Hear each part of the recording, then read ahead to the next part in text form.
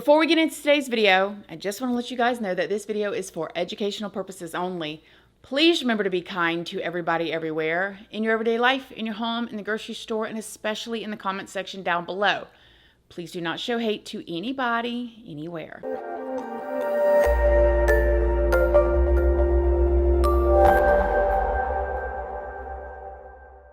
So good morning, good morning, good morning. How is everybody doing today? I hope you all are having an amazing day. I hope you all had a wonderful weekend. I hope y'all got to relax or do something fun. Happy Father's Day to all of the fathers out there. We appreciate y'all. We love y'all. We need y'all. Hope that you guys got to eat a good food and you were shown how much you are appreciated. So again, happy Father's Day. So in today's video, we're going to be doing a part 2. And I'm going to really be talking a little bit more about Jennifer Soto in this video. If y'all did not watch my first video, go and check that one out, having to do with Madeline, where I talk about Madeline, Jennifer, and her ex, long-term, on-again, off-again boyfriend, Stefan. Now, full disclosure, this is my third time trying to film this because I keep filming it. I just keep telling y'all everything that I think. And, you know, I'm trying to reel it back in this one. So we'll see if we'll get through it or not. Okay. Before we get into it, though, I did want to let you guys know, if you don't already know, hi, my name is Christina. I do have a second channel, which is Casually Christina, and we just do things way more casually over there. I also have a Patreon. My Patreon is for 18 and up, and over there we talk about more personal stuff. We go live over there, and there is a $2 tier for all the true crime stuff that cannot go onto YouTube due to their terms and policies. That goes over on my Patreon under the $2 tier. And we do talk a little bit more freely over there, okay? But make sure you read the full about section and what each tier offers before you join. I also am on Facebook, Snapchat, Instagram, and I'm on Like to Know It. And Like to Know It is a platform that I post links to a lot of the things that I like or that I use or that y'all ask about, like this dress or these earrings, this necklace, makeup, furniture, stuff like that. Just whatever. I post that over on my Like to Know It, and all of those links are down in the description box if you would like to come and check me out. Before we go any further, I did want to stop and thank today's sponsor, Liquid IV. Liquid IV is a great tasting electrolyte drink mix to hydrate you faster and more efficiently than just drinking water alone. The summer is officially here, and I know that a lot of us are planning on spending a lot more times outdoors, like going to the beach, going swimming in the pool, working in the yard, working in our gardens, going for more walks, and it is just so important to stay hydrated. With Liquid IV, you turn ordinary water into extraordinary hydration with the hydration multiplier. It is made with 8 vitamins and nutrients on top of 3 times the electrolytes of other leading sports drinks. And you get true to fruit flavors that you'll love for hydration you can actually feel and enjoy. I have personally been drinking Liquid IV for years now, and I am telling you, it has been a lifesaver. Not to mention also for my family as well, and especially my husband. My husband is really bad about drinking water. He works outside in the heat. With Liquid IV, I will make him a drink, take it to him, and he will drink his water. Or he'll come inside and get it himself. And the flavors are so delicious. These warm summer days, I mean, the lemon lime is always a top winner. The strawberry, the watermelon, oh my gosh, so tasty. The pear that they have now, delicious. You got to try them all. They are non-GMO, vegan, gluten-free, dairy-free, soy-free, and my favorite, delicious. If you want to try Liquid IV, all you got to do is go to liquidiv.com and use my code Christina Randall, and new customers can get 20% off of your first order today. Yes, all you got to do is go to liquidiv.com, use my code Christina Randall, and you can save today. Thanks again, Liquid IV. So, okay, let's go over some of the highlights that has come out recently. And there's just so much, you guys. I mean, I have been deep off in it. There's 900 pages worth of documents involving the investigation with what happened to Madeline that has been released. A lot of it we already knew in a nutshell, but there's some nuggets in there that's just like, wow, that is very interesting. And we're going to talk about it today. Kind of like how, you know, Jennifer Soto's mom did not like Stefan.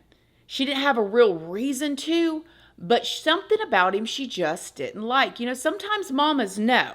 Sometimes mama's got that sixth sense or whatever, or that intuition or that discernment, and they know. So anyways, but there's been other stuff that's come out, like Stefan's childhood friends who have talked about some of his weird habits, or stuff in these documents that talks about things that Stefan did with his old roommate, just all kinds of. So I'm going to go over the highlights. And yeah, before we get into it, let me remind y'all, I'm not a professional. I pull all of my information from very public sources that is already out there. I filter it through my own words, my own opinions. Go do your own research, form your own opinions. Everything in this video is alleged. I don't know these people. Just don't show hate to anybody anywhere. So let me tell y'all a little bit in the beginning of this video about Stefan's alleged history or his past. Stefan was a real winner in my most sarcastic voice. 38 years old, could never hardly hold a job for nothing, either living between his mama's house or his girlfriend's house or whoever would let him come and stay there, okay? He spent most of his time playing with toys, little trinkets and toys and stuff, playing games that a lot of adults play, a lot of younger people play, but when you package it all up with Stefan and the things that he was into secretively and not working and mooching off of everybody, I'm going to say he was playing with toys, spent most of his time playing with toys. And according to one of his childhood friends, he was always very bizarre. I can't even tell y'all in this video some of the things that this friend said that he did when he was a kid. I mean, very disturbing. As a matter of fact, one of the things that he said that I can tell y'all about is the fact that I guess Stefan lived a couple houses down from him. This friend in particular, his parents had horses and they had a horse barn. So it wasn't like your neighborhood house that's next to each other, but still a couple houses down from each other. One day when this friend's mother was in her bathroom or shower or whatever, doing whatever she was doing in there, she saw something outside the window. She went and got her husband and told her husband. Her husband went and loaded his you-know-what and went outside to see if somebody was trying to break in or what was going on. And this is where he found Stefan, who was a teen at the time, with his camera, filming his friend's mother through the window. Mind you, he had to come down 2 houses down to their house. He had to jump a 4-foot fence to creep up to the window with his camera to try to film his mother. So already when he was a teen, he was doing little stuff like that. My mom was in the back bathroom of our house, and it's gated, it's fenced, so rarely did those blinds ever really get shut. So my mom sees somebody creeping around the awning area of our semi-covered shop, which is where both of their vehicles were parked, my mom and my dad. So tells my dad, my dad runs out there from the front and goes to the barn and, sees this person, doesn't know who it is, sneaks up on him, and there was a light switch on both sides of the overhang where the cars are parked. My dad flicks it on and has his 10 millimeter pointed at the person, tells him to turn around and startles him, and it's Stefan. And he was over there with a camera, and it appeared to be he was trying to take pictures of whatever my mom was doing in that back bathroom. We had kind of started to not really talk to each other prior to that. I think he just weird. He was just always weird. One of the things that really stuck out to me that came out in this 900-page document that I don't know why it made me even more shocked at Jennifer, the mother, but it just did, okay? Jennifer and Stefan were broken up when Madeline went missing. As a matter of fact, Stefan had moved out in December of 2023. He was living with his mama again. However, he would come over to the house and sleep in the bed with Madeline and snuggle so she could sleep okay. As a matter of fact, when she had her 13th birthday party at her grandma's house that Sunday, and again, if you guys are not all caught up with this, go and watch my first video. You'll know exactly what I'm talking about. The party started at 3 o'clock, according to Jennifer, her mother. And remember, her own mother wasn't even there for a birthday party. She had to work that day. However, sometime in that afternoon or that evening, Jennifer said she didn't really know what time the party ended. Stefan was the one that went and picked her up and took her home to get her ready for bed, which I find very interesting because if she is 13 and she's mature enough for y'all to drop her off a half a block or a block away from school, and she can cross the street with all these cars around in a very high traffic area and hang out in front of the school and do all of these other things at her age just fine, and she can't get herself ready for bed. What does that even mean for a 13-year-old? Nevertheless, get her ready for bed. Jennifer, the mother, said in the police report that night when she got home from work, she was tired and she wanted to sleep in the next morning. So she tells Stefan and Madeline, go upstairs to room 4 and y'all go to bed. From what it says in these documents, they live in a 4-bedroom condo. Looks like a really nice looking condo. One of the bedrooms lives a roommate along with her 15-year-old son. So there's 2 people that live in one of the rooms. That leaves 3 bedrooms open. One that the mother's in, 2 other bedrooms. I'm sure there's a living room, a couch, anything. I grew up sleeping on the floor in some places. Any of y'all? But no, Jennifer decides that she sends her ex-boyfriend upstairs to sleep in the room with Madeline. In a lot of those interviews that we watched when she was missing, when Madeline was missing, and Jennifer was speaking to the camera and kept saying, we dropped her off. Monday morning, we took her to school. We dropped her off close to school, across the street from a church, which is it's right next to the school. We dropped her off at school, close to school. She wanted to walk the rest of the way. She even said it to the police in the body cam footage. And when was the last time you seen her? Do you know around what time? Around 8:30, 8:40 when we dropped her off. How tall is she? 5'1". Yeah. Come to find out now that not only did Jennifer not drop her off at school that morning, Stefan didn't drop her off either, but her mother, Jennifer, actually hadn't seen her at all until the night before when she sent them to bed. But yet she's jumping in front of Stefan, in front of the officers, investigators, cameras, the camera crews, news stations, and saying, when we dropped her off. Like, it seems suspicious. It seems like, what are you trying to protect? Something else interesting about that is when the officers was asking what Madeline was wearing that morning, Stefan started to describe what she was wearing, and Jennifer corrects him. What was she last seen wearing?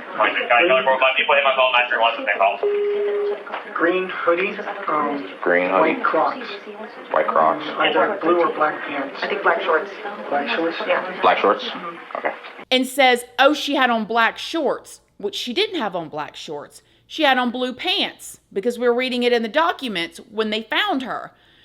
But why would Madeline's mom, who did not see her at all that morning, didn't see her since the night before, definitely didn't see what she wore to school that day, not only jump up and give the answer to what she was wearing, but overtalk him, the person that did see her, and then give wrong information to what she was wearing. And no, she didn't even see her. Like, y'all, that is beyond weird to me. When I saw that, I thought, it seems like you're kind of trying to hide something. But that ain't it. Then it comes out in the documents when you read what she said. The officers was interviewing her, asking her about Stefan's relationship with Madeline. The officer asks, what are the sleeping arrangements? Well, Jennifer says, well, sometimes, Madeline sleeps with just me, or if Stefan's there, sometimes Madeline sleeps in the bed with, Stefan and me. That's all she says. Then the officer says, does Madeline ever sleep alone with Stefan? And her mom goes, yeah, well, sometimes. Why didn't she offer that information? Why did she leave that part out? Maybe if she forgot one thing, it would make sense.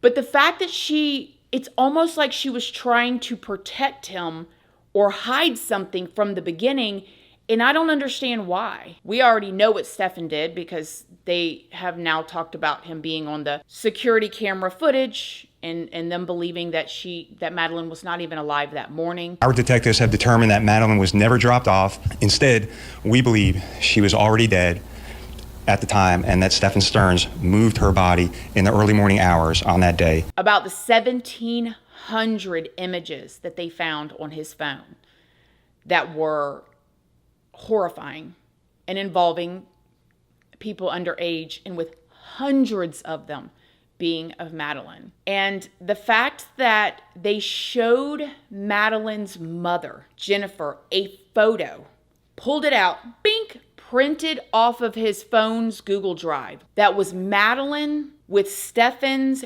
you-know-what. I can't even, in her, we'll just say face region, shows it to this mother whose daughter is now missing. And she looks at this photo and he has a distinctive mark on his you-know-what. And she sees that distinctive mark along with her daughter's face.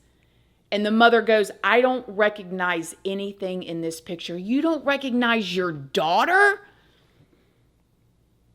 Just like the black shorts, just like the forgetting to talk about the fact that the sleeping arrangements is your daughter and him. We also knew, and we talked about this in the other video briefly, that Madeline allegedly had been taken advantage of by somebody else when she was younger.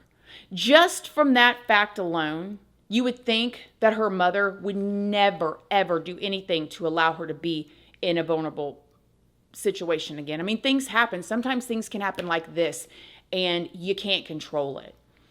But that's not this situation. And that's why I say, in my very unprofessional opinion, at the least, neglect.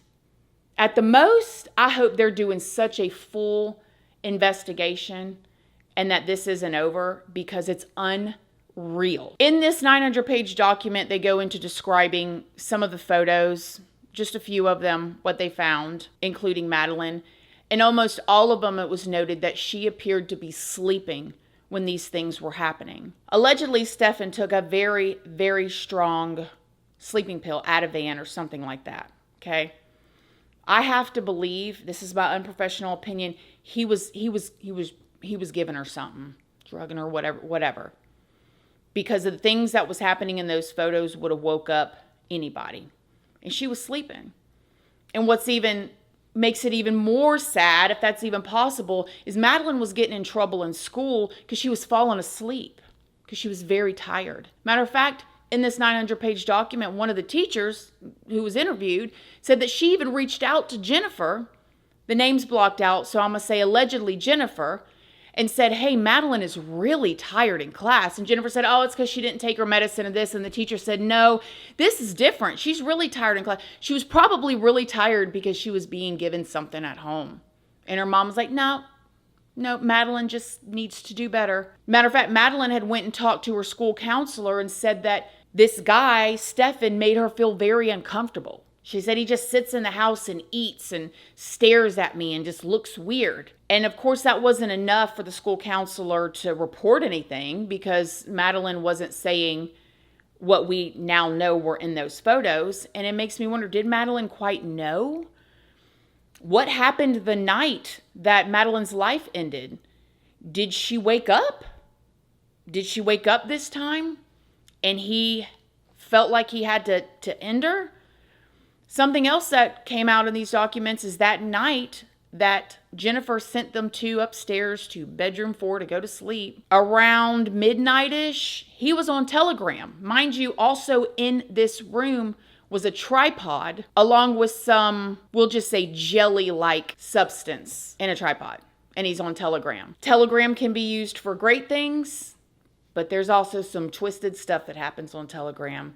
And it makes me wonder, because in one of these interviews, and by the way, I will leave the YouTuber who did these interviews linked down below with the friends. His name is Hugh Investigates. One of Stefan's friends, who was friends with him as an adult, said, man, he always had money. He always had money for these really expensive things, but he never worked. He said, I always found it weird. This guy was married and had kids, and it makes me wonder, what 1,700 images, was he trading them online? Was he selling them? What was going on? The more that comes out, the more unbelievable the situation is. You know, as parents, none of us is going to get it all right all the time. There's a difference between being an intentional parent, I believe, and somebody that is just completely negligent. At 13, Madeline should be able to sleep without the cuddling of her mom's boyfriend.